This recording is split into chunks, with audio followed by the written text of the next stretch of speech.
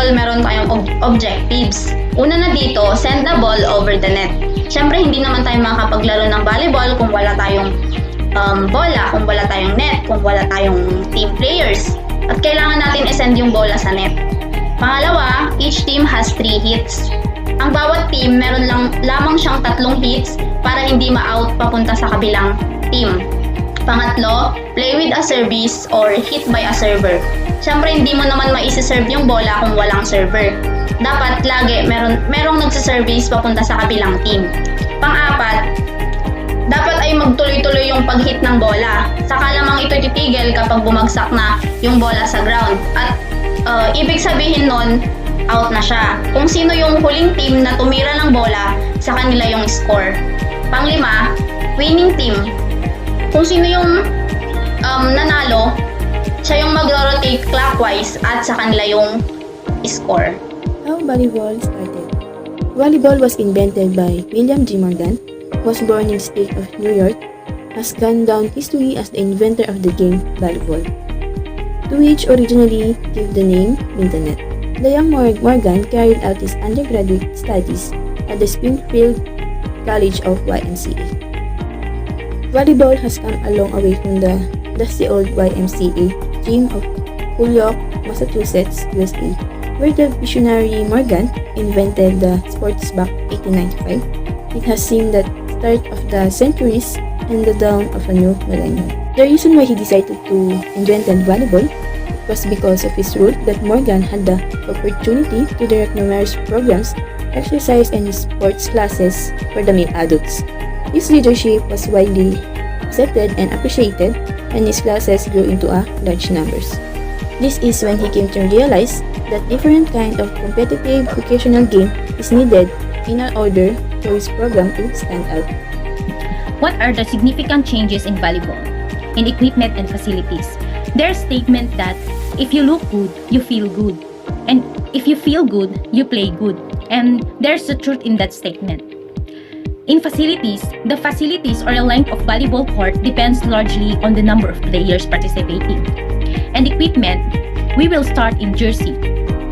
At first, jersey were sleeveless like basketball uniforms. Then they modified to long sleeve all the way to short sleeve. Volleyball players in the NCAA from the 1980s to date. Second, shoes. The shoes they are using in early existence of this spot is constructed of cotton canvas with a thermoplastic rubber sole. That is how it was from the end of the 1930s. And actually, there were no shoes specifically made for volleyball until 1930s. The third one is knee pads. Back in the old days of volleyball, knee pads used to be much more massive and heavier than they are today. And that's for the equipment and facilities. Good day everyone, my name is Juliana Antonio. Today, I will discuss the significant changes of the volleyball, which is the rules and regulations. According to William G. Morgan's original volleyball rules, Morgans have 9 rules in volleyball. The court was 25 by 50 feet. The height of the net was 6.6 feet. 9 players were on each team during the match, but the team general was composed more. A team was declared the winner if it scored 21 points or was ahead of 9 innings. A match was composed of 9 innings. A team entitles with 3 serves in each inning.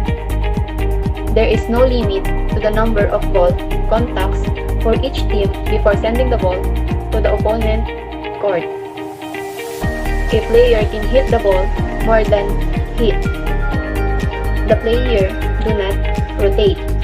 And lastly, if the team is on each first serve, his second try was allowed, and that was William G. Morgan's original volleyball rule. And there are FIVB volleyball rules and regulations, or that was called Federation International de Volleyball. The rules of Federation International Volleyball was the court is 18 meters x 9 meters. The height of the net is 2.43 for men and 2.24 for women. A maximum of 12 players on each team with 1 coach, 1 assistant coach, 1 trainer, one medical doctor, and a libero. During the match, each team should have 6 players, including the team captain and the libero. A team will be declared the winner if it scored 25 points. In case of 24 or tie of score, the first who lead 2 points win the set. A match has 3 or 5 sets. The number of server depends on how good the player are, because if the team scores, the server continues to serve. A team has maximum of 3 hits. The player entitles of only 1 hit. The player rotates in clockwise direction. The player is only entitled to serve if it is his chance to serve. There is no second try if the serving error is committed. And that's all. Thank you. How did I start playing volleyball?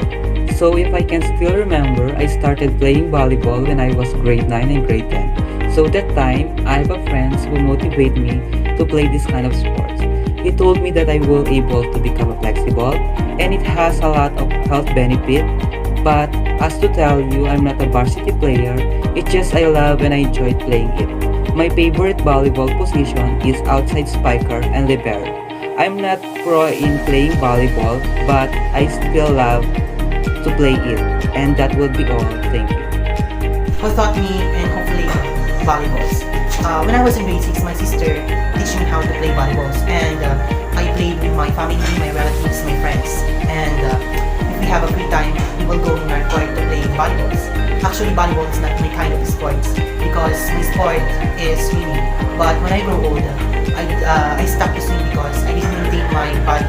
But right now, volleyball helped me again to improve my body, to have a healthy lifestyle. That's why nowadays volleyball is my sport.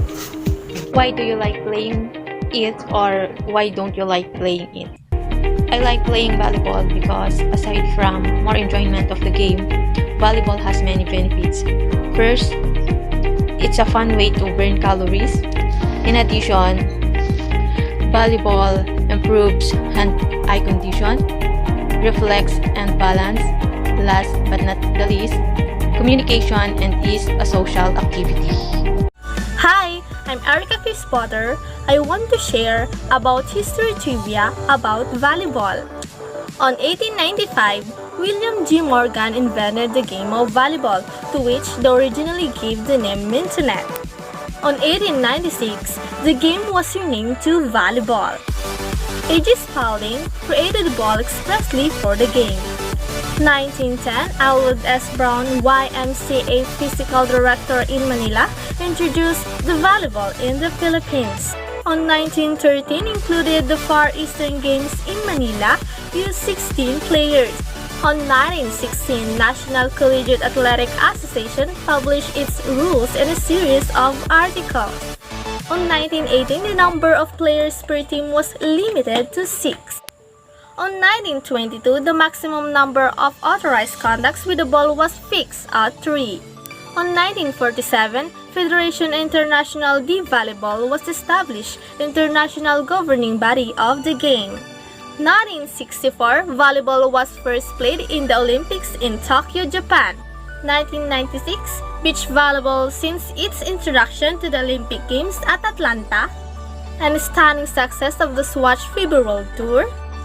Swatch FIBA World Championship has opened up volleyball to a completely new market.